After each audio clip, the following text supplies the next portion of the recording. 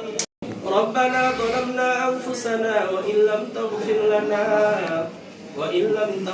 لنا وترحمنا لنكونن من الخاسرين ربنا اغفر لنا ذنوبنا وكفر عنا سيئاتنا وتوفنا مع الأبرار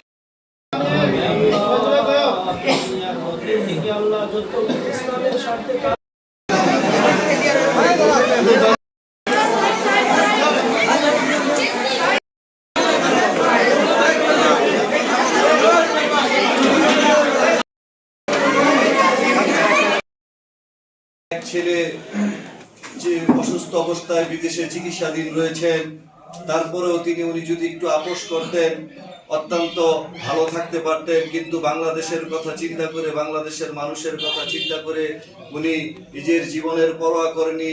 আমাদের বাংলাদেশের মানুষের কথা চিন্তা করে উনি সব সময় লড়াই সংগ্রাম চালিয়ে গেছেন। আজকে সেই নেত্রী যিনি অত্যন্ত সংকটাপূর্ণ অবস্থায় রয়েছে, তার জন্য বাংলাদেশের বিভিন্ন শ্রেণী পেশার মানুষ থেকে শুরু করে বিভিন্ন রাজনৈতিক সংগঠন সবাই দোয়া করছে আল্লাহ যেন ওনাকে সুস্থ অবস্থায় আমাদের মাঝে ফিরিয়ে দেয়।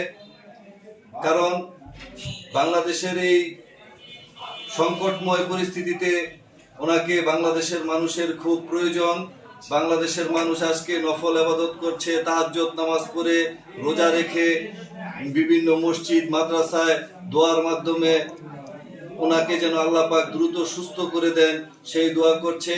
আমরা আজকে ভোলাই এলাকায় মাশরুকুল ইসলাম রাজীব ভাইয়ের নির্দেশনায় আমরা দোয়ার আয়োজন করেছি, যেন এই কামনা করি আল্লাহ রাব্বুল আলামিন যেন দ্রুত দেশনেত্রী বেগম খালেদা জিয়াকে সুস্থ করে আমাদের মাঝে ফিরিয়ে দেয়। ধন্যবাদ।